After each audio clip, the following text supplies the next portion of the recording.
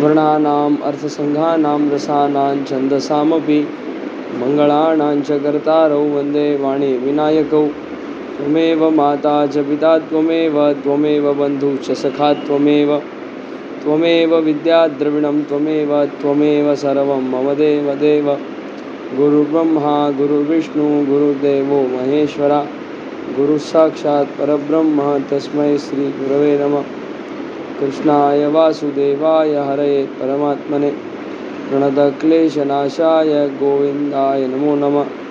वसुदेवसुतं देवं कंसचाणूरमर्दनं देवकी परमानन्दं कृष्णं वन्दे जगद्गुरुं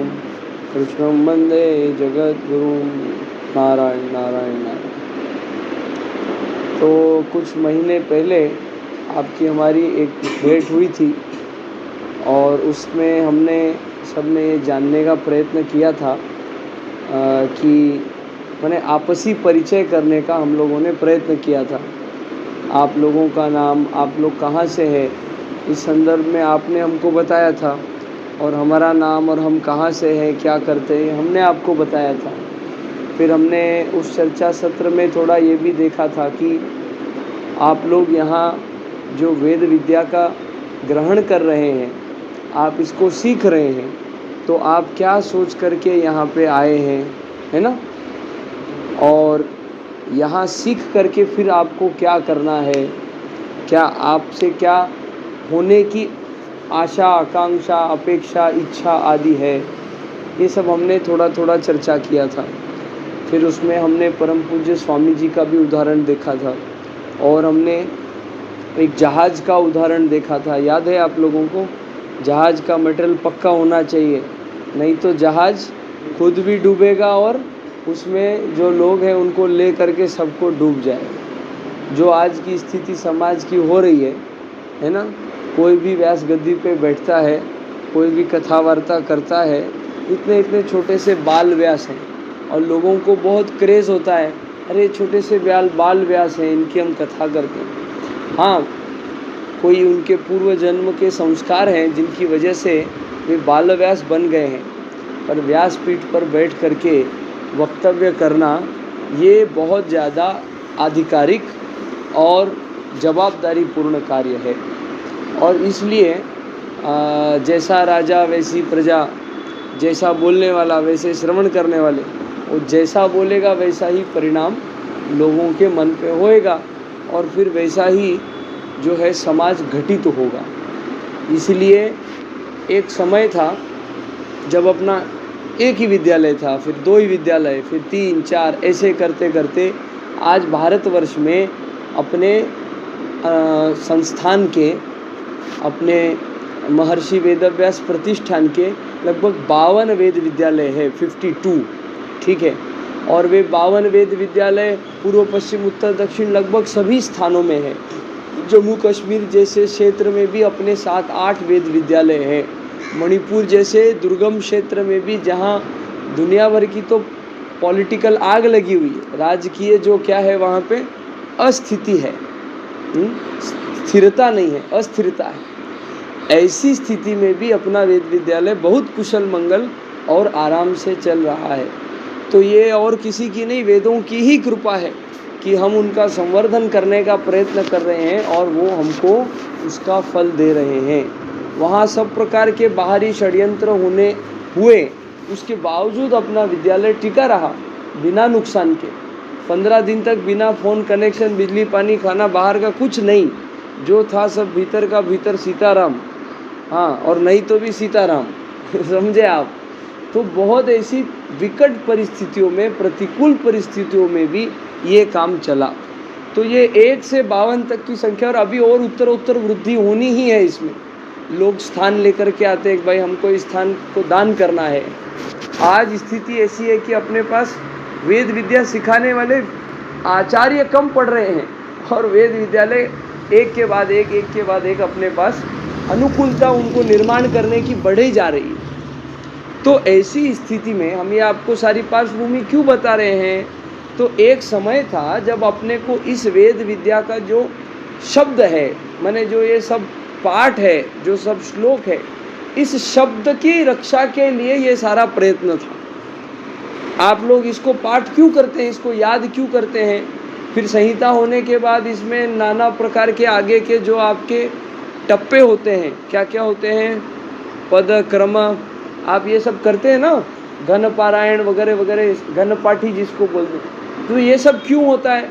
कि उस शब्द का किसी भी मूल्य पे बिना अर्थ बदले बिना उस शब्द का रक्षण होना चाहिए। जैसा है वैसा, नहीं एक अनुस्वार ज़्यादा लगा दिया, एक वेलांटी कम कर दिया, छोटा कर दिया, मर का मार हो जाएगा, है ना।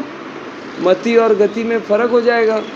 ये नहीं वो म और वो ग, वो प्रिंटिंग मिस्टेक हो गया, म के बीच की लाइन मिट गई इसलिए वो ग हो गया। तो फर्क है ना, मति और गति में फर्क है कि नहीं है? तो इस शब्द के रक्षण का हमारा क्या था? प्रथम उद्देश्य था, जो आज हजारों वैदिकों के माध्यम से क्या हो गया? संपादित हो गया।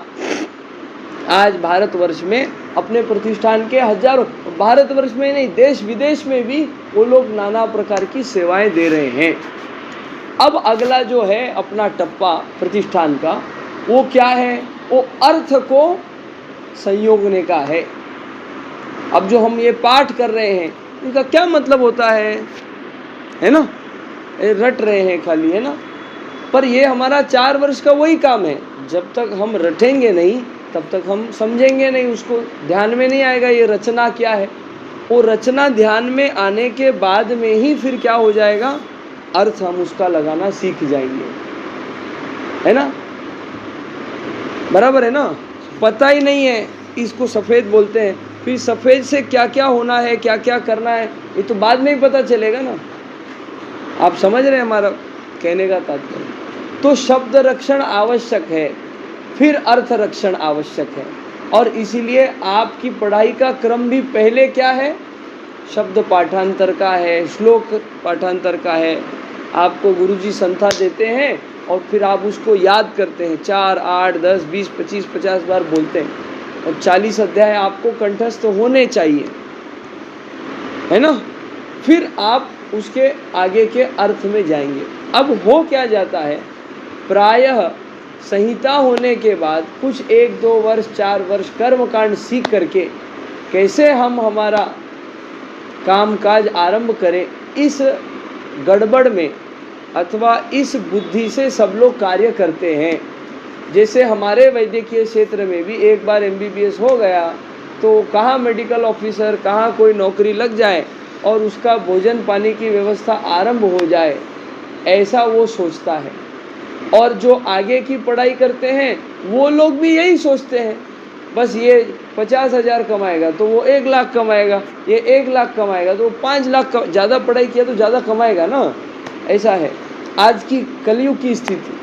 पहले उल्टा था, हाँ। इसीलिए सुदामा जी परम विद्वान और परंपरा का पालन करने वाले होने के बावजूद भी प्रचंड दरिद्र नारायण थे, क्योंकि उनके प्रारब्ध थे। प्रतिकूल स्थिति में भी उन्होंने क्या किया? उन्होंने नियम को छोड़ा नहीं। उनका नियम था 5 घर में भिक्षाएं मांगो, केवल 5 घर में। तो उन्होंने छठे 5 में मिला नहीं तो आज मैं छठे घर में जाऊंगा, भगवान को थोड़ी भी हमारी दया नहीं है, ऐसा नहीं बोला। उस दिन उन्होंने क्या सोचा? अपना प्रारब्ध है भैया, अपना कर्तव्य ऐसा है। तो 3-3, 4-4 दिन भी उन्होंने भूखा रहना स्वीकार किया, पर उन्होंने अपने धर्म का त्याग नहीं किया, परंपरा का त्याग नहीं किया। जो विधि विधान लिखा हुआ है, जो नियम लिखा हुआ है, उससे उनकी नीतिमत्ता भटकी नहीं। तो फिर सुदामा नगर नाम का नगर तैयार हो गया। उनके जो प्रारब्ध में सुख भोगना था वो भोग रहे हैं, ठीक बात। तो हमको भी ये जो हमारे सभी क्षेत्रों में ये विडंबनात्मक स्थिति है कि एक बेसिक कोर्स, बेसिक एजुकेशन, जिसको आप एक डिग्री अथवा ग्रेजुएशन बोलते हो, वो पदवी पूर्व अभ्यास होने के बाद अथवा पदव्युत्तर अभ्यास होने के बाद में वो उस क्षेत्र के विद्यार्थी वो फिर अपने पालन पोषण में वो रुचि ज़्यादा लेते हैं। स्वाभाविक है, गलती नहीं है, स्वाभाविक है। पर उस स्वभाव को, उस माने क्या बोलते हैं, पारिवारिक धर्म का, संसार के धर्म का पालन करते करते अपना अभ्यास नहीं छूटना चाहिए।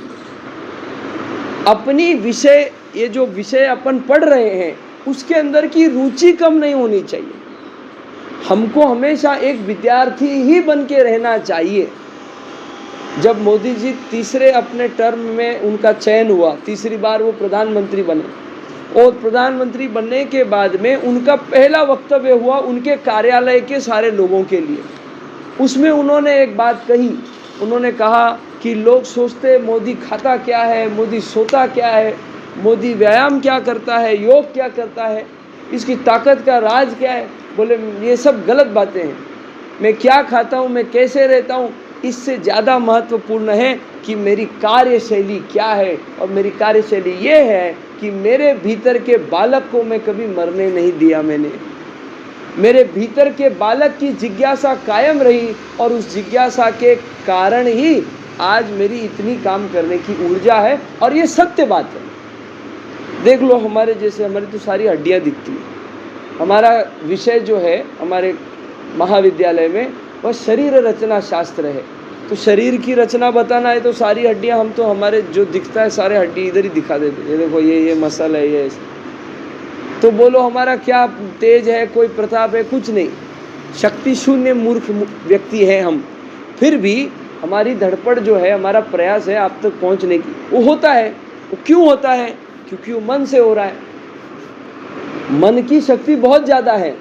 महात्मा लोग तो मन की गति में, ऐसा मन की गति से यहाँ बैठे बैठे सरयू जी में स्नान करके आ सकते हैं, यहाँ बैठे बैठे प्रयागराज में डुबकी लगा के आ सकते हैं, यहाँ बैठे बैठे कहाँ क्या हो रहा है इस भूमंडल में वो जान सकते हैं। ऐसे महात्मा लोग आज अपने भारतवर्ष में विद्यमान हैं। पता है आपको? ऐसे महात्मा लोग विद्यमान हैं। पर वो महात्मा लोग इतने महात्मा क्यों हुए? क्योंकि उन्होंने इसी परंपरा का प्रतिपालन किया। इससे वो अड़िग रहे हैं, वो टिके हुए हैं। ठीक है ना?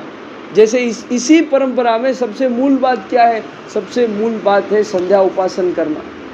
आज हम एक पुस्तिका पढ़ रहे थे, उसमें लिखा हुआ है चाहे कुछ करो ना करो, पहले संध्या उपासन करना चाहिए। और फिर हमने गुरुजी से जब चर्चा की तो तभी उन्होंने भी यही बात कही, तो हमारा तो डबल पक्का हो गया। पुस्तक लिखने वाले भी महात्मा ने वही बात कही है, और यहाँ जीवनचर्या को प्रैक्टिकल जीने वाले आचार्यों ने भी वही बात कही है। तो फिर वही बात पक्की है ना, वही बात पक्की है। पुस्तक का और आचार्यों का एक जब हो जाता है तो पक्का।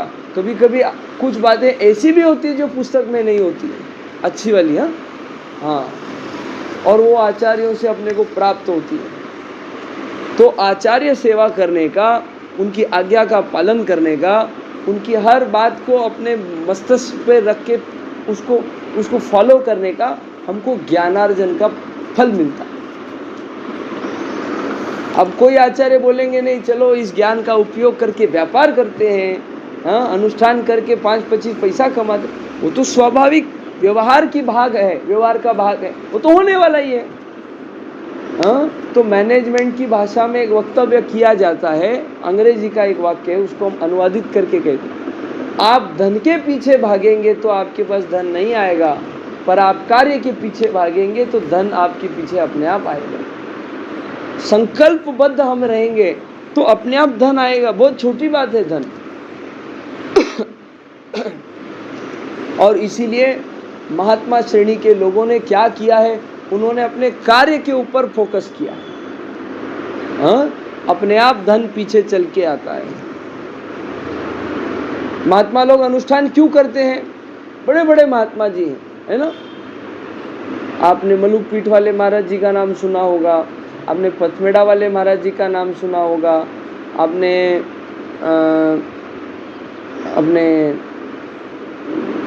गीता प्रेस गोरखपुर के प्रथम संपादक हनुमान प्रसाद जी पोद्दार जी भाई जी का नाम सुना होगा, आपने विद्यमान में यज्ञ सम्राट पूज्य प्रखर जी महाराज का नाम सुना होगा। पुष्कर जी में जो अभी यज्ञ हुआ था, शत गायत्री पुरस्चरण, हाँ, इस कली काल में 5-5.5 हजार वर्ष के अवधि में पहली बार हो गया।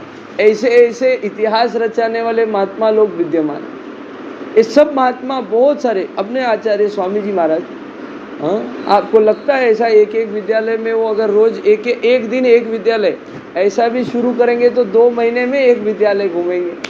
तो ये संभव है क्या? एक ही व्यक्ति की शक्ति से, उनके प्रताप से ये सब कार्य संपादित होना? ये कोई अर्थार्जन का तो साधन है नहीं। ऐसा नहीं है कि आपसे 1-1 लाख रुपया फीस ले रहे हैं और फिर ये व्यापार को चला रहे हैं, जैसे स्कूलें चलती है, कॉलेज चलते हैं, विद्यालय बाहर के चलते हैं, ऐसा तो है नहीं। हाँ, इसमें व्यय होता है। और फिर ये व्यय 1 कथा करेंगे, 4 कथा, ये क्या सब खाली इसी से आता है क्या? संभव है क्या ये मानवीय तरीके से संभव नहीं है। हाँ, ये सब महापुरुषों की क्या शक्ति है इस परंपरा को चिपक करके रहने की और इसमें दृढ़ निष्ठा रख करके केवल इसी के आधार पे अपने जीवन को व्यय करने की, भगवत कार्य के लिए।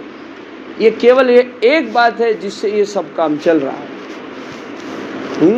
भगवान को बीच में रख करके आचार्यों के कृपा प्रसाद से, आशीर्वाद से और केवल सत्य संकल्प, विकल्प रहित संकल्प और निस्वार्थ संकल्प को रख करके उसके लिए पुरुषार्थ किया जा रहा है।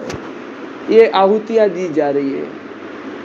और इसीलिए गीता जी में जो 5 करण बताए ना, हमने पिछले बार भी शायद देखा था, हमको याद नहीं आ रहा है पक्का, पर पिछले बार भी हमने चर्चा किया था। 5 करण होते हैं।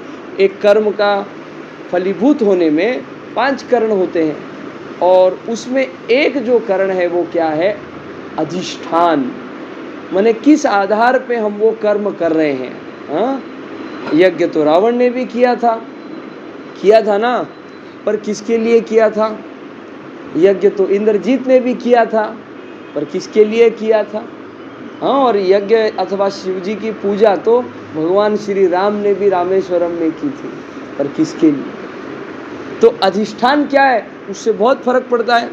हाँ, शुक्राचार्य जी ने जब सारे राक्षस लोग जीत गए थे, एक समय था राक्षस लोग देवताओं के ऊपर विजय प्राप्त किया उन्होंने, क्योंकि शुक्राचार्य जी ने वो संजीवनी, वो शक्ति का उन्होंने प्रयोग किया था।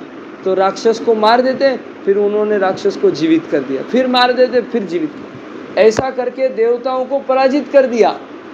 पर शुक्राचार्य जी फिर राक्षस लोग तो राक्षस लोग होते हैं, विजय श्री प्राप्त हो गई तो भी बुद्धि तो राक्षस की है ना, दैत्य बुद्धि है। शुक्राचार्य दैत्याचार्य हो गए तो भी उनकी निष्ठा शास्त्रों के प्रति है। तो शुक्राचार्य जी अपना पूजा पाठ कुछ करते होते हैं अनुष्ठान, और तब दैत्यों का राजा आकर के उनको कहता है कि आप क्यों नहीं सम्मिलित हो रहे हैं हमारे इस जश्न में, हमारे इस माने हम लोग उत्सव मना रहे हैं विजय श्री का। तो आप बोले पहले आप अपना आचरण सुधारो, ये शुक्राचार्य जी का वक्तव्य है।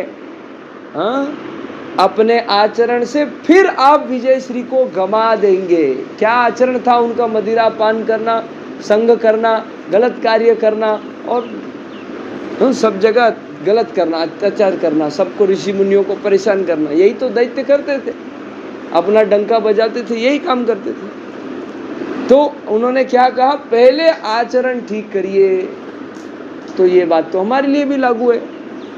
हमारे मन में नहीं आना चाहिए ये खाऊं वो खाऊं, ऐसा करो ऐसा करो। शास्त्र जितना सिंपल, जितना सहज, जितना सुबह हम रहेंगे, कार्य करेंगे, उतना परिणाम ज़्यादा माने वो प्रभावशाली होगा। ये पक्की बात है। वो क्या है? वो खाली संध्या उपासन तो, अरे खाली संध्या उपासन नहीं है वो तो शक्ति को संचार करने का माध्यम है। और ये जो सारी क्रियाएं, ये जो सारा पूजा पाठ अनुष्ठान जो भी सब बोला गया है ना, ये लाखों करोड़ों वर्षों में, युगों में, अनेकों हजारों लाखों लोगों द्वारा, आचार्यों द्वारा ये टेस्टेड एंड प्रूवन है, सिद्ध हुआ है। किसी भी परंपरा का ग्रंथ उठा करके, किसी भी सनातन परंपरा के किसी भी परंपरा का ग्रंथ अगर हम उठा करके, जिसमें हमारी श्रद्धा है, उसके अगर प्रसंगों का हम अवलोकन करेंगे, अभ्यास करेंगे, तो हमको यही मिलेगा। इसीलिए जो हम रट रहे हैं उसमें हमारी श्रद्धा होनी चाहिए और रटनोपरांत उसके अर्थ को समझने की तीव्र इच्छा और उसी दिशा में प्रयत्न होना चाहिए। आपको जब छुट्टी लगती है, गीता प्रेस गोरखपुर के द्वारा 4 वेदों की पुस्तिका छपी जाती है 525 तो 5-2500 रुपया खर्चा करके वो पुस्तिका प्राप्त करे, पुस्तक प्राप्त करे। 4 वॉल्यूम है उसके। आप तो अधिकारी लोग हैं ना, आपका यज्ञोपवीत हुआ है, आप आचार्य निष्ठ हैं, तो जब छुट्टी मिलती है तो जा करके एक उधर इधर उधर उधर इसके साथ चला गया, उसके साथ चला गया, ये अनुष्ठान में चला गया, वो सहयोग। पहले ज्ञानार्जन होना चाहिए। एक बार इस बाहरी जगत के कार्य में हम लग गए, फिर पढ़ाई करना मुश्किल हो जाता है। उसके उपरांत स्वामी जी 2 बजे 3 बजे प्रातः काल में उठ करके पढ़ते हैं। अब विष्णु पुराण उन्होंने पहली बार कही तो ऐसा तो नहीं समाधि लगा के बैठ गए और फिर विष्णु पुराण का ज्ञान आ गया। ऐसा होता भी है, नहीं ऐसा नहीं है, पर अपने स्वामी जी की पद्धति अभ्यास की पद्धति, तो वे समय चुरा चुरा करके पढ़ते। 2 घंटे का प्रवास है तो गाड़ी में पढ़ लेंगे पत्र, क्या है क्या नहीं है, ऐसा। तो भी 1 से 3 बजे छुट्टी था, सब लोग जाके सो गए बढ़िया एकदम। क्यों? 1 घंटा कोई किताब पढ़ लेंगे तो नुकसान हो जाएगा क्या? बीमार पड़ जाएंगे क्या? अच्छा, ये पढ़ेंगे तो किसको लाभ होगा? गुरुजी को होगा, हाँ? कि आपके माता पिता को होगा? किसको होगा? अपने को होगा।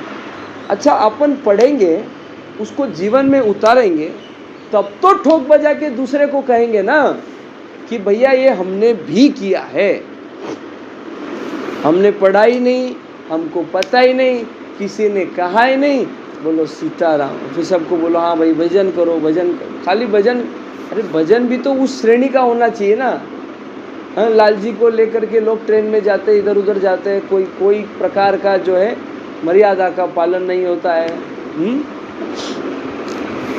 तो ठीक है, लाल जी के प्रति हमारी भावना है, पर कोई नियम कायदा कानून कुछ होता है कि नहीं?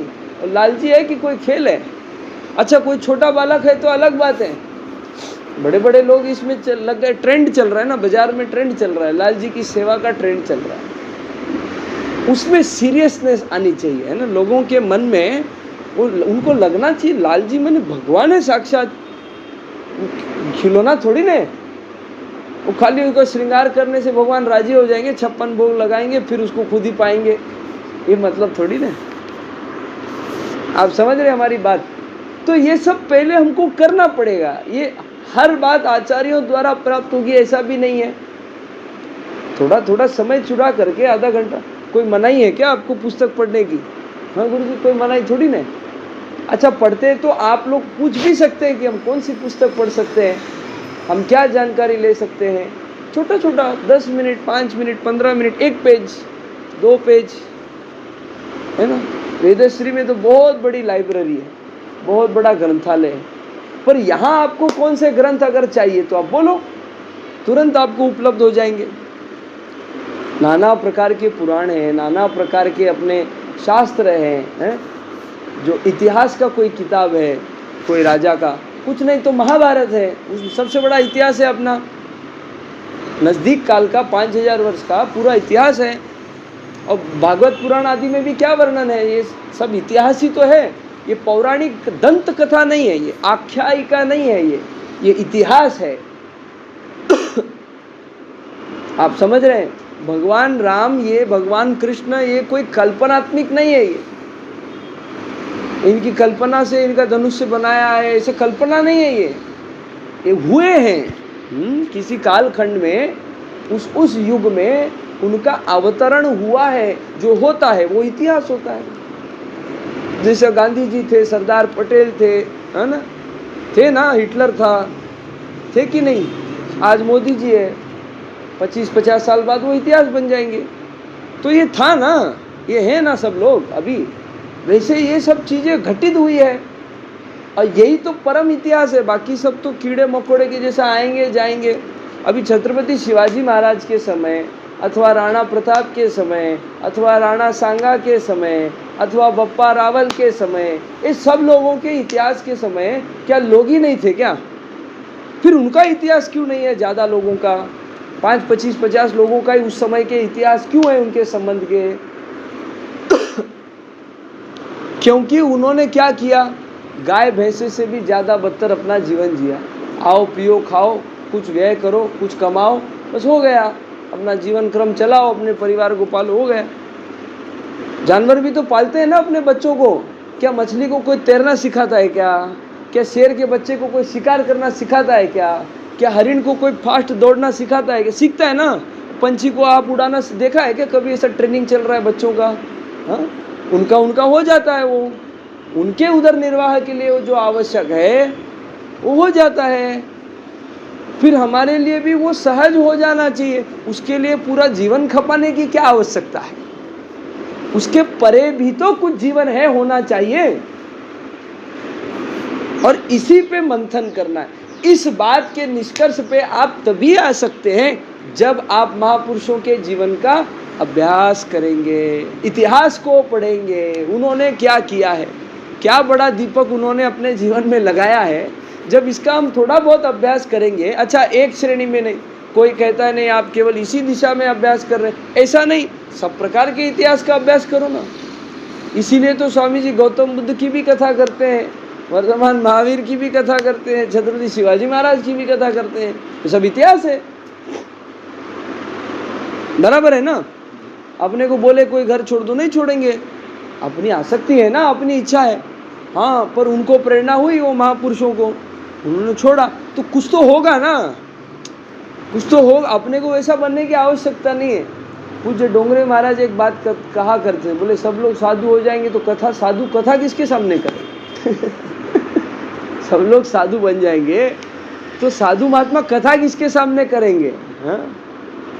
और रामानुजाचार्य परंपरा में जब रामानुजाचार्य भगवान को गुरु दीक्षा मिलनी थी, गुरु मंत्र उनको प्राप्त होना था, तो उनके एक आचार्य को मिलने के लिए जा रहे थे और पता चला कि वो आचार्यों का जिन आचार्य को वो मिलने के लिए जा रहे थे वो मिले उससे पहले ही उनका क्या हो गया, शरीर पूरा हो गया।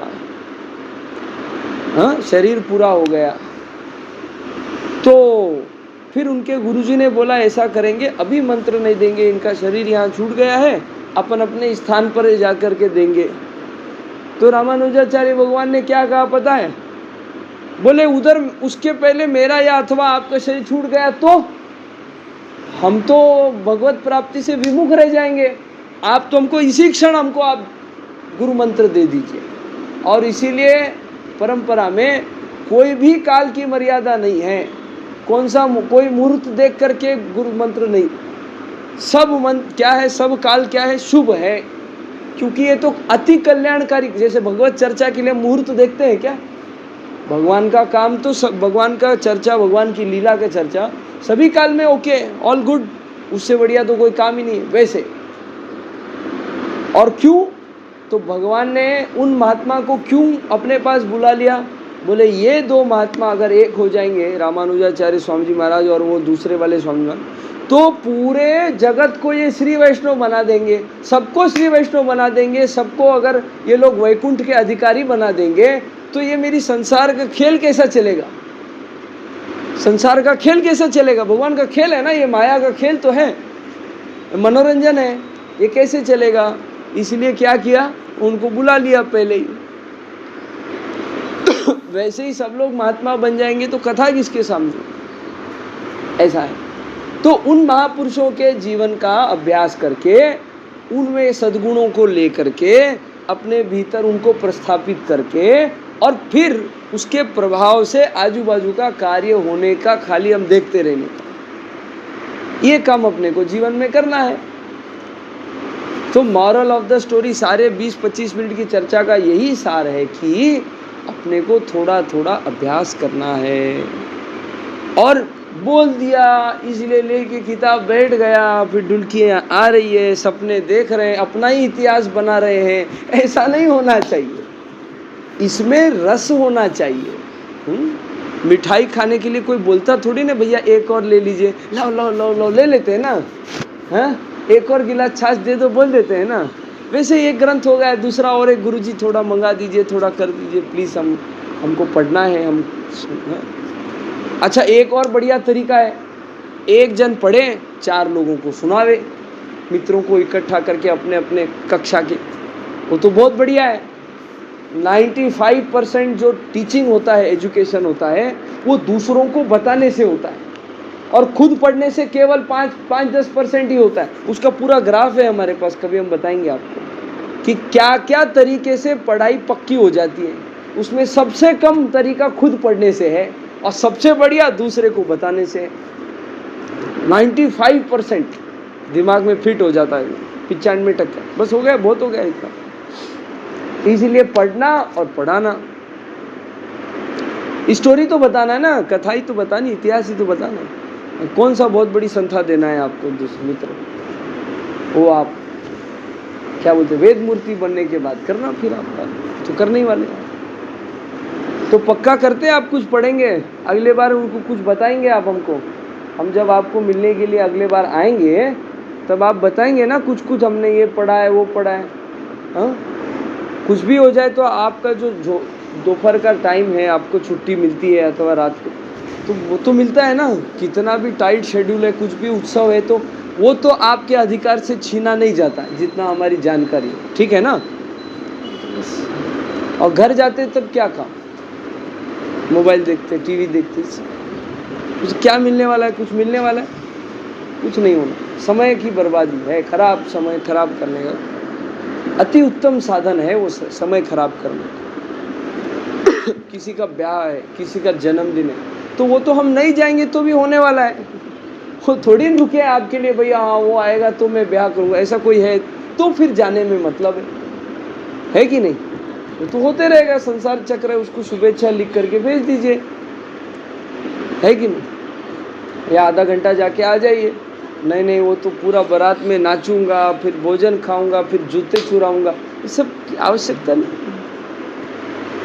आप समझ रहे हैं हमारी बात को। ये सब सामान्य लोगों के कार्य हैं। ये जो इस माने जो इसमें नहीं है ना, इस यूनिफॉर्म में, जो इस क्षेत्र में नहीं है ना, ये सब उनके काम है। ये सब कीड़े मकोड़े जैसा, आप गलत मत समझना इस बात को, अन्यथा उसको मत आप उसका अर्थ लेना। उनका कोई इतिहास दर्ज नहीं होने वाला है, इसका इतिहास स्वयं ही गवाह है। छत्रपति शिवाजी महाराज की कितनी पत्नियां थी, उनके विवाह की रचना की कहीं आपको वर्णन मिलता है क्या? पर राज्याभिषेक का पूरा वर्णन मिलता है। गागा भट्ट जी ने कितने नदियों का, कितने समुद्रों का पानी मंगाया, कैसा कैसा अभिषेक किया, क्या क्या मंत्र कहे, हाँ, ये सब वर्णन मिलता है ना। मतलब क्या आवश्यक है, क्या अनावश्यक है, क्या यथार्थ है, क्या अनर्थ है, अर्थहीन है, इसका हमको विवेक से ये पढ़ क्यों रहे हैं? विवेकवान होने के लिए पढ़ रहे हैं, बुद्धिमान होने के लिए नहीं पढ़ रहे आप। वो बुद्धिमान बाहर है, ये शाला के बाहर बुद्धिमान बहुत है, व्यापार धंधा करने वाले। क्योंकि बुद्धि तो सुबुद्धि और कुबुद्धि हो सकती है, पर विवेक या तो होगा या नहीं होगा, उधर नहीं है। वो विवेकहीन क्षेत्र है, ये विवेकवानों का क्षेत्र है। तो उस यथार्थता को पहले खुद करना है और फिर उसी का दिशा दर्शन समाज को करना। उसकी मूल बात यही है कि पढ़ना है, रस लेके। जिस परंपरा में अपन है उसका इतिहास अपने को पता चाहिए। अपने पिताजी का नाम, उनके पिताजी का नाम, उनके पिताजी का नाम, उनके 7 पीढ़ी का तो पता चाहिए कि नहीं। नहीं तो तारोगे कैसे तर्पण करके नाम लेके, हाँ, सारे सर्व पितरे वे ऐसा बोल के खत्म। अरे कोई मतलब है क्या? आप तो 3 पीढ़ी को याद रखे, आपके अगले वाली 2 पीढ़ी को भी याद नहीं रखेंगे। नाम, बाप का नाम खत्म हो गया, कौन दादाजी पता नहीं है भैया। ऐसा हो जाएगा, क्षय होता है ना धीरे धीरे, कलिकाल में ऐसा हो जाएगा। तो अब उसको कितना बचा के रखना है, आपको भी तर्पण मिलना चाहिए कि नहीं, आप सोचो। उसके लिए आपको नींव रखनी पड़ेगी, आप करेंगे तो चलेगा, है कि नहीं। ऐसी छोटी सी हमारी बात है, आपको प्रार्थना है, निवेदन है, आह्वान है। और इसी को बोल करके हम गुरु जी के भी आभार व्यक्त करते हैं कि उन्होंने हमको आपके साथ अपने विचारों को विमर्श करने के लिए अवसर और समय प्रदान किया। आज बहुत आपका सब शेड्यूल बिज़ी है, यज्ञ कार्य है, फिर भी उन्होंने हमारी बात को कंसिडर किया, इसलिए हम उनके भी आभारी हैं। और आप लोगों ने शांति से समझने का प्रयत्न किया, इसलिए हम आपको भी राम राम प्रणाम करते हैं। बोलो भक्तवत्सल भगवान की जय। नारायण नारायण।